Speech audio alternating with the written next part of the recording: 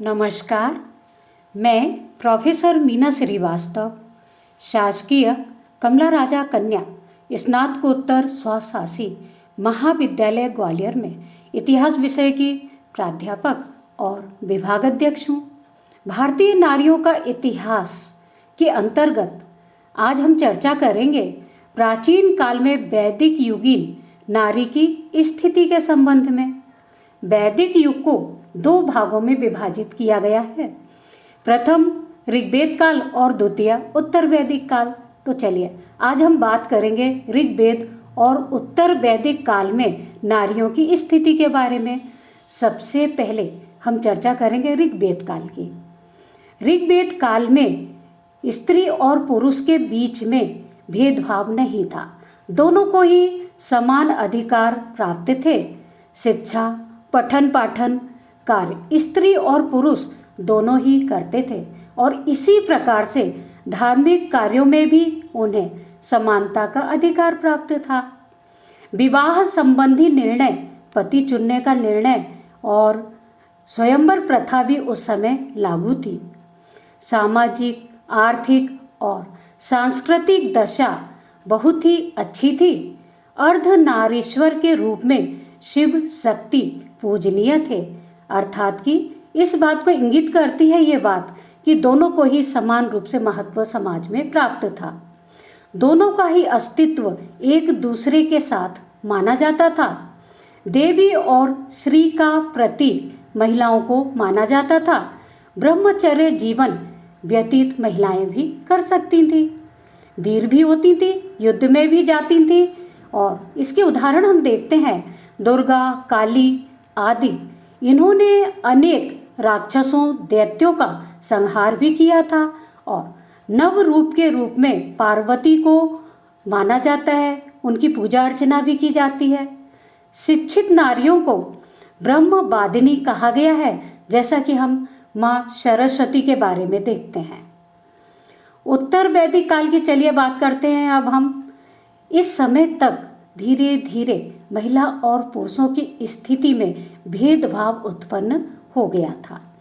नारियों की स्थिति में धीरे धीरे सने सने गिरावट आने लगी थी और इसका कारण था राजनीतिक अस्थिरता और सामाजिक संकीर्णता। यौगिक कार्यों में शुद्धता, पवित्रता के नाम पर नारियों को दूर किया गया, जबकि वेद की रचना के संबंध में हम देखते हैं कि घोषा का नाम भी सम्मान के साथ लिया जाता है।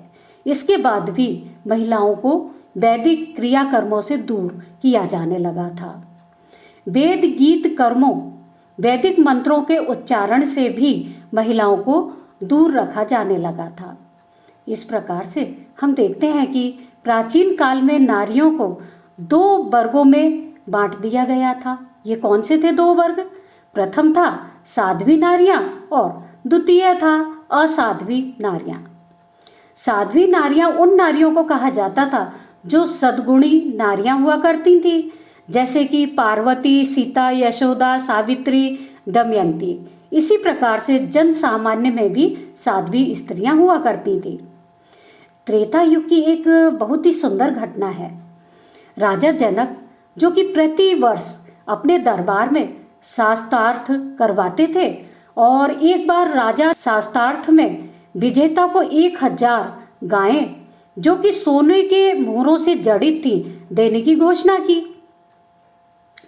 इस शास्त्रार्थ में बाच कन्वी गार्गी नाम की गर्ग वंश की कन्या और महर्षि याज्ञवल्क्य, इन दोनों के मध्य में शास्त्रार्थ हुआ। और यह संवाद एक महत्वपूर्ण घटना है, जो कि हमें बृहदारण्यक उपनिषद में बड़े ही विस्तृत रूप में प्राप्त होती है। गार्गी ने जो प्रश्न किए थे, उन प्रश्नों से सभी प्रभावित हुए।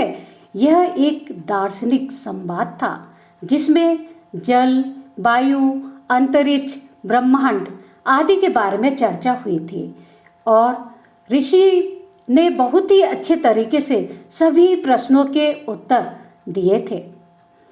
असाध्वी उन स्त्रियों को कहा जाता था जो अनुचित कार्य करती थी और ऐसी स्त्रियों के लिए दंड का विधान भी होता था। चलिए अब हम मूल्यांकन करते हुए इस बात को जान लें कि उत्तर वैदिक और वैदिक काल में महिलाओं का अतुलनीय योगदान समाज के लिए रहा था।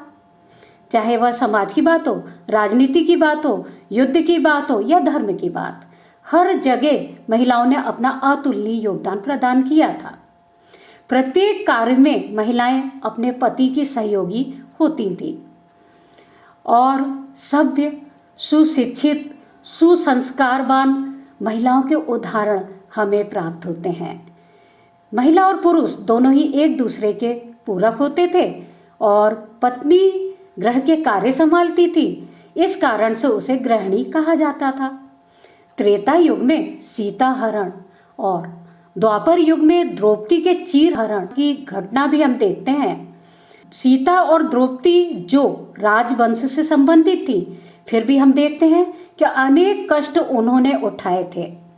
तो आप सोचिए कि सामान्य महिलाओं को भी उस समय कष्ट भी झेलने पड़े होंगे। चलिए निष्कर्ष रूप से हम यह कह सकते हैं कि भारत में प्राचीन काल में नारियों को ऋग्वेद काल में सम्मान और समानता प्राप्त थी। वही उत्तर वैदिक काल में शनै शनै नारियों की स्थिति गिरती गई। मध्यकाल में नारियों की स्थिति और भी अधिक गिरी, जिसे आधुनिक काल के समय में सुधारने का प्रयास किया जा रहा है। मैंने एक पुस्तक की रचना की है जिसका नाम है भारतीय नारियों का इतिहास। मुझे उम्मीद ही नहीं, पूर्ण विश्वास है कि आप सभी उसे अवश्य ही पढ़ेंगे और गुनेंगे। धन्यवाद। Thank you.